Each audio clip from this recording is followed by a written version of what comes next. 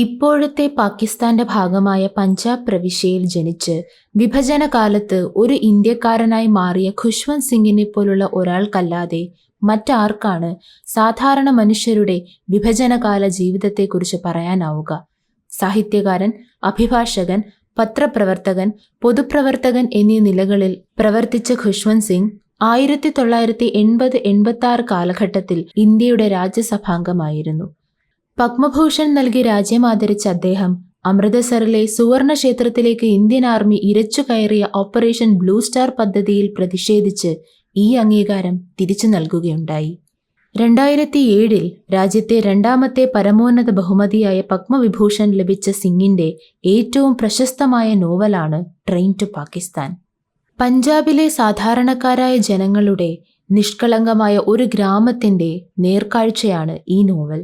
ജാതിയുടെയും മതത്തിന്റെയും അതിർവരമ്പുകൾ കടന്നു ചെന്നിട്ടില്ലാത്ത മനോഹരമായ ആ ഗ്രാമത്തിൽ ഇന്ത്യയും പാകിസ്ഥാനും എന്നിങ്ങനെ 2 രാജ്യങ്ങളായി തങ്ങളുടെ ജന്മനാട് പരിണമിച്ചതുപോലും ഒരത്ഭുത വാർത്തയായിരുന്നു. ഒരു രാജ്യം മുഴുവൻ അന്യമതസ്ഥനെന്ന് തോന്നുന്നവന്റെ കഴുത്തറുക്കുമ്പോൾ തങ്ങളുടെ കൂടപ്പിറപ്പുകളെ പോലെ സ്നേഹിച്ച ഗ്രാമവാസികളെ അതിർത്തി കടത്തിവിടാൻ അവർ ആഗ്രഹിച്ചില്ല. ഒടുക്കം നീതിയുടെ കാവൽക്കാർ തന്നെ അവരെ തന്ത്രപരമായി ഭിന്നിപ്പിച്ചു. സംരക്ഷകർ തന്നെ ശത്രുക്കളായി. പിടഞ്ഞു വീണവരിലേറെയും നിരപരാധികളായിരുന്നു എന്നതാണ് വാസ്തവം. ഒരു രാജ്യം അതിൻ്റെ സ്വാതന്ത്ര്യം ആഘോഷിച്ചത് പകയും കൊലയും കൊണ്ടായിരുന്നു എന്നത് തീർത്തും ലജ്ജാവഹമാണ്. ഇന്ന് നാം അനുഭവിക്കുന്ന സ്വാതന്ത്ര്യത്തിൽ ഒരു തെറ്റും ചെയ്യാത്ത ലക്ഷക്കണക്കിന് മനുഷ്യരുടെ ജീവൻ ബലി നൽകേണ്ടി വന്നു. അത് പക്ഷേ പരദേശികൾക്കെതിരായി ആയിരുന്നില്ല, നമ്മുടെ സഹോദരങ്ങൾക്കെതിരായിട്ടായിരുന്നു. ഒടുക്കം സ്നേഹമെന്ന ലോകസത്യം മാത്രം വിജയിക്കുന്നു.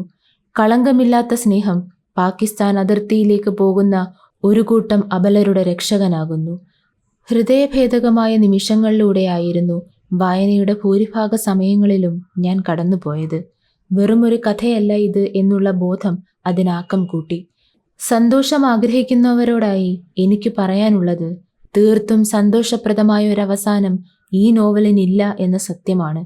എന്നാൽ ഈ പുസ്തകത്തിന്റെ വായന നാം എത്ര സന്തുഷ്ടരായാണ് ജീവിക്കുന്നതെന്ന് നമ്മെ ബോധ്യപ്പെടുത്തുന്നു. ഈ കൃതിയിലെ എൻ്റെ ഇഷ്ടപ്പെട്ട വരികൾ ഇതാണ്: നിങ്ങളെപ്പോഴും അടിമകളായിരിക്കാനാണോ ആഗ്രഹിക്കുന്നത് എന്ന ചോദ്യത്തിന് അവരുടെ മറുപടി ഇങ്ങനെയായിരുന്നു: freedom must be A good thing, but what will we get out of it? സ്വാതന്ത്ര്യം ഒരു നല്ല കാര്യമായിരിക്കാം, പക്ഷേ ഞങ്ങളതിൽ നിന്നും എന്ത് നേടാനാണ്?